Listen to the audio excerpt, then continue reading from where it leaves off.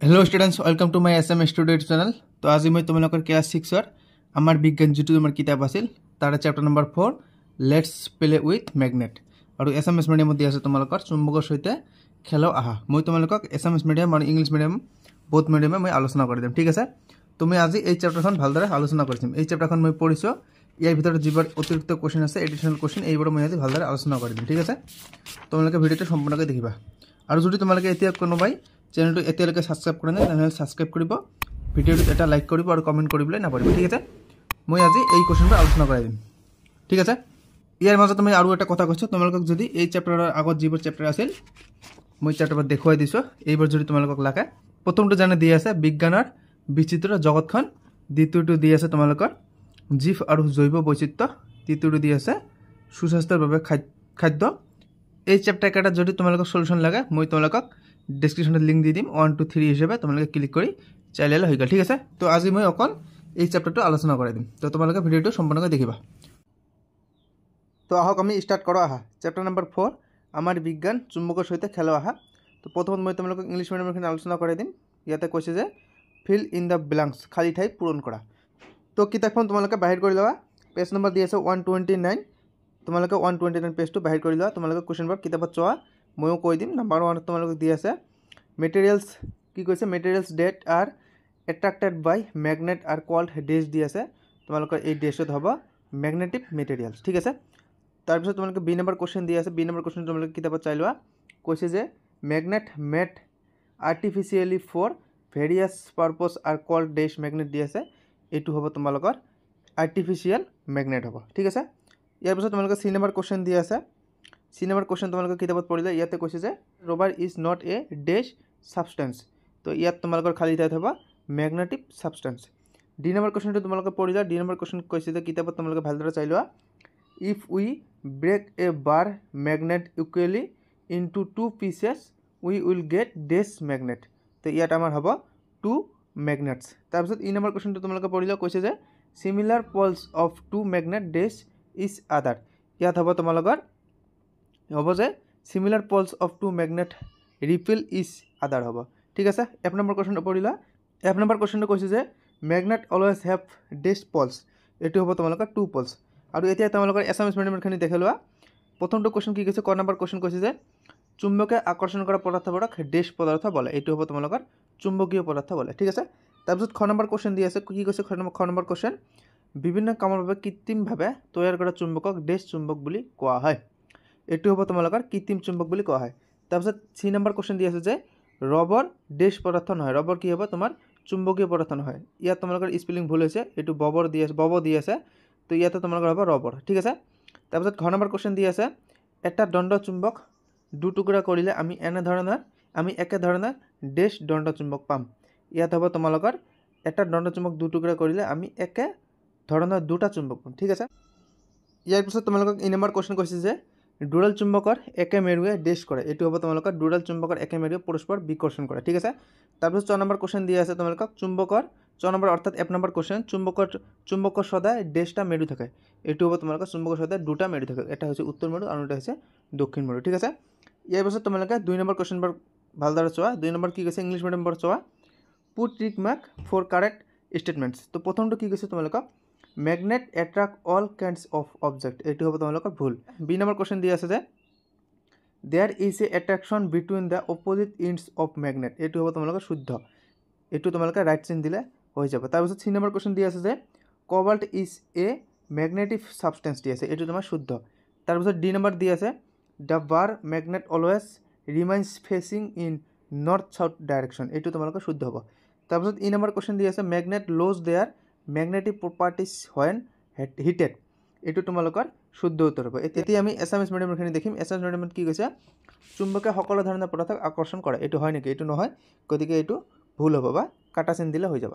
तरह ख नम्बर चिन तरह ख नम्बर क्वेश्चन दी चुम्बकर विपरीत मूर दुटार मजत आकर्षण है यू शुद्ध।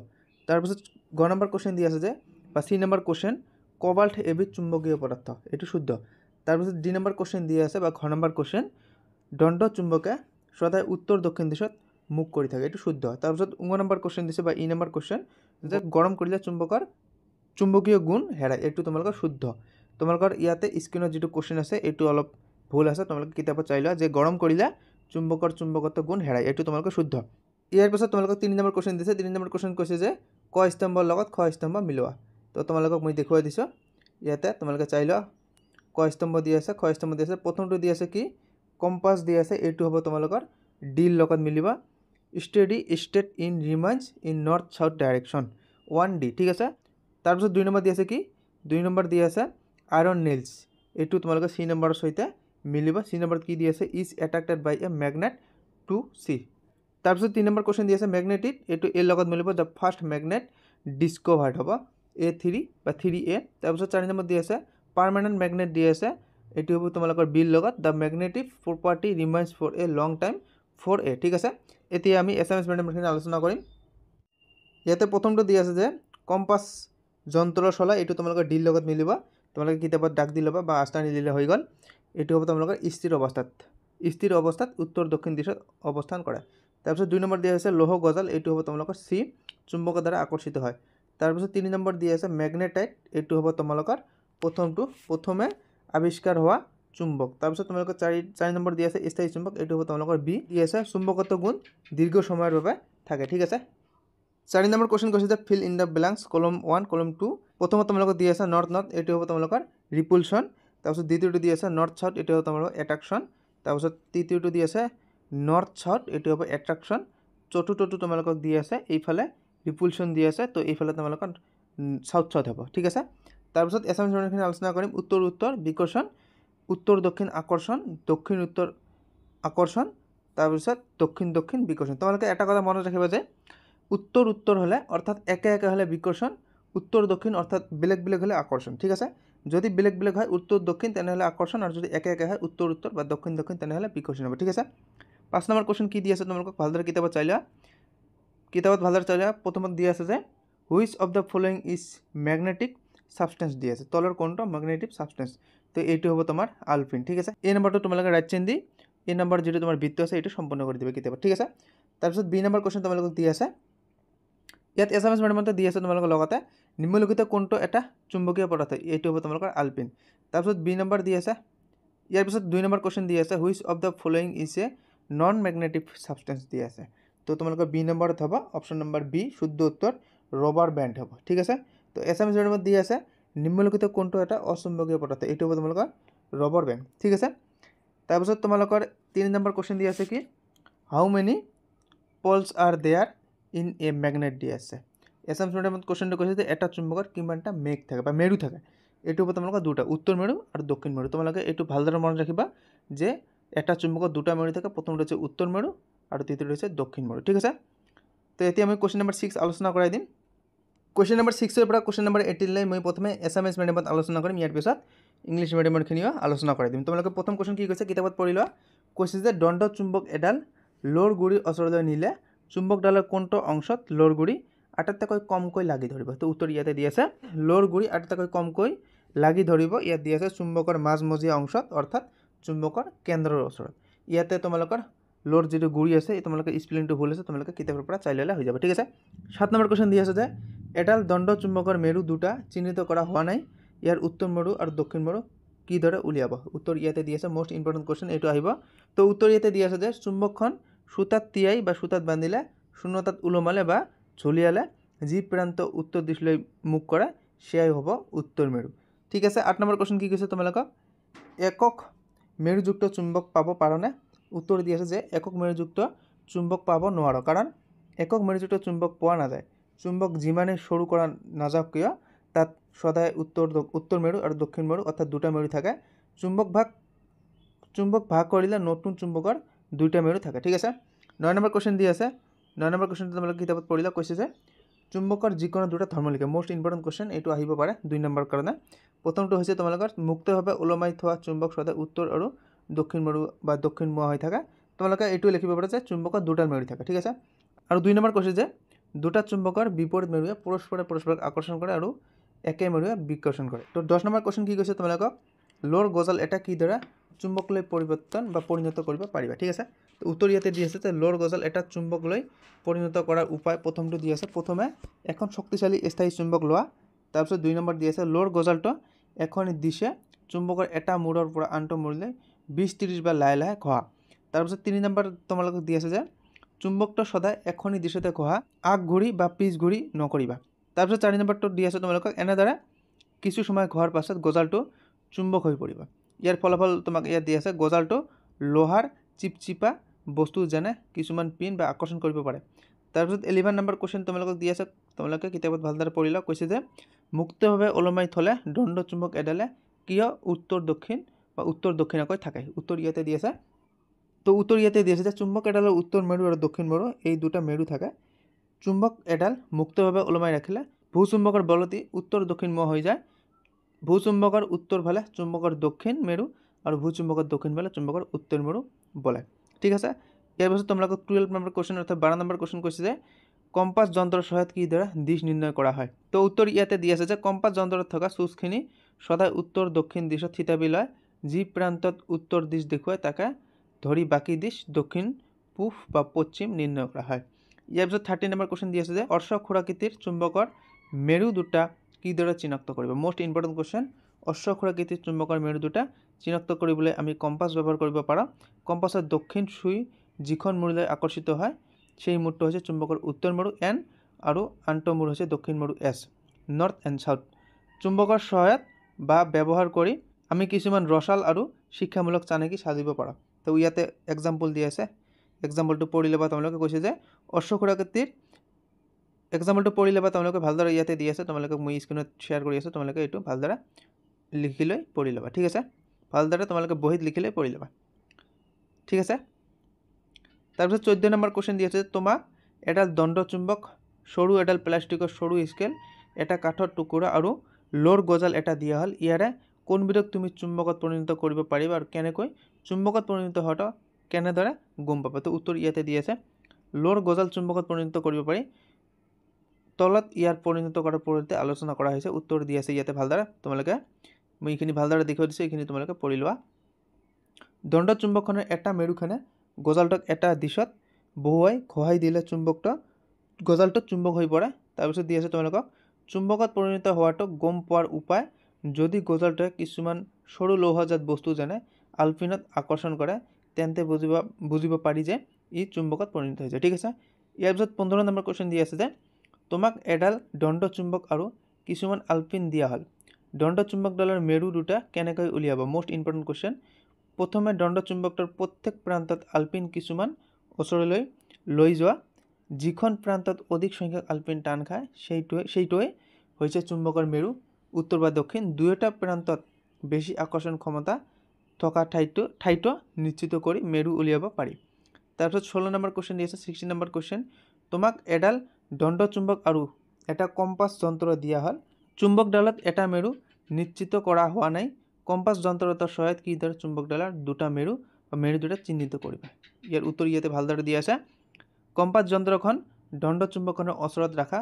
কম্পাছৰ চুজটোৱে যিখন প্ৰান্তৰ ফালে আকৰ্ষিত হয় সেইটো হ'ল চুম্বকীয় দক্ষিণ মেৰু, কাৰণ চুচৰ উত্তৰ মেৰুখন দক্ষিণ মেৰুৱে আকৰ্ষিত কৰে। ঠিক আছে। এনেদৰেই তেনেকুৱা প্ৰান্তটো বাছি লৈ উল্টা প্ৰান্তৰ উত্তৰ মেৰু বুলি চিহ্নিত কৰিব পাৰি। ইয়াৰ পিছত 17 নম্বৰ কুৱেশ্যন দি আছে ষ্টীলৰ বেজী এটা মজিয়াত পৰি গ'ল। তুমি হাতেৰে উঠাব পৰা নাই। বেজীটো কি উপায়েৰে উঠাব পাৰিবা। Most important question. মই দণ্ড চুম্বক সহায় লৈ ষ্টীলৰ বেজীটো উঠাব। তো উত্তৰ ইয়াতে দি আছে যে মই দণ্ড চুম্বকৰ সহায় লৈ ষ্টীলৰ বেজীটো উঠাব পাৰিম, কাৰণ দণ্ড চুম্বকটো বেজীৰ ওচৰত আনি দিলে ই চুম্বকৰ দ্বাৰাই টান খাই উঠিব বা উঠি আহিব। 18 নম্বৰ কুৱেশ্যন দি আছে লাষ্ট কুৱেশ্যন এছামিছ মিডিয়ামৰ। ধৰা হ'ল তুমি এখন নতুন ঠাইলৈ ফুৰিব গ'লা। তোমাৰ লগত এটা কম্পাছ যন্ত্ৰ আছে। তুমি কিদৰে ঠাইখনৰ দিশবোৰ নিৰ্ণয় কৰিবা। এইটো ইমান টাফ কুৱেশ্যন নাই, এইটো আহিব পাৰে। কৈছে যে উত্তৰ ইয়াতে তোমালোকে দি আছে, ভালদৰে চাই লোৱা। মই তলত দিয়া ধৰণে দিশ নিৰ্ণয় কৰিব পাৰি। তো নাম্বাৰ 1 দি আছে কম্পাছ যন্ত্ৰখন সমতল ঠাইত ৰাখিম। নাম্বাৰ 2 হৈছে চুজটোৱে যি দিশত স্থিৰ হৈ থাকে সেইটোৱে উত্তৰ দিশ। আৰু 3 নম্বৰ দি আছে তাৰ বিপৰীতটো হ'ব দক্ষিণ। চুচৰ বাওঁফালে পশ্চিম আৰু সোঁফালে পূব। ঠিক আছে। এতিয়া মই তোমালোকক কুৱেশ্যন নম্বৰ 6 আলোচনা কৰি দিম। পেজ নম্বৰ 131 দি আছে। তোমালোকে পেজ নম্বৰ 131 বাহিৰ কৰি তোমালোকে কুৱেশ্যন নম্বৰ 6টো পঢ়ি লোৱা। কুৱেশ্যনটো তোমালোকক দি আছে if a bar magnet is brought near to iron powder in which part of the magnet will be the iron powder stick least দিয়া আছে। তো উত্তৰ ইয়াতে দি আছে যে the magnetic stress of a bar magnet is the strongest at its poles north and south দিয়ে আছে and the weakest at the center, therefore the iron powder will accumulate more at the poles and the less of at the center দিয়ে আছে। তাৰপিছত 7 number question দি আছে। 7 number কোৱেশ্চনটো তোমালোকে পঢ়ি লোৱা। পেজ নম্বৰ 131 কৈছে যে the poles of a bar magnet are not marked, how do you find out its north pole? তো ইয়াৰ উত্তৰ ইয়াতে ভালদৰে দিয়া আছে, চাই লোৱা। মই স্ক্ৰীনত শ্বেয়াৰ কৰি আছোঁ, তোমালোকে এইটো স্ক্ৰীনশ্বট মাৰি বহীত লিখি পঢ়ি ল'লে হৈ গ'ল। ঠিক আছে, এতিয়া 8 নম্বৰ কুৱেশ্যন দি আছে can we get a magnet with unit pole দি আছে। ইয়াৰ উত্তৰ ইয়াতে দি আছে, তোমালোকে ভালদৰে চাই লৈ স্ক্ৰীনশ্বট মাৰি লোৱা, মাৰিলে তোমালোকে পঢ়ি ল'লে হৈ গ'ল। ঠিক আছে, ইয়াৰ পিছত 9 নম্বৰ কুৱেশ্যন দি আছে write down any two properties of magnet দি আছে। তো প্ৰথমটো ইয়াতে দি আছে চোৱা, the two end of magnet are called the poles of the magnet, one of the poles is north pole and the other is the south pole. And number 2 is a freely suspended magnet always point in the north south direction. Here is a 10 number question is how do you convert an iron nail into a magnet? So uttor yate di ase tomaloke bhaldar chailwa screenshot marile porile hoigol. ঠিক আছে, ইয়াৰ পিছত 11 number question di ase why does a bar magnet remain in north south direction when suspended freely?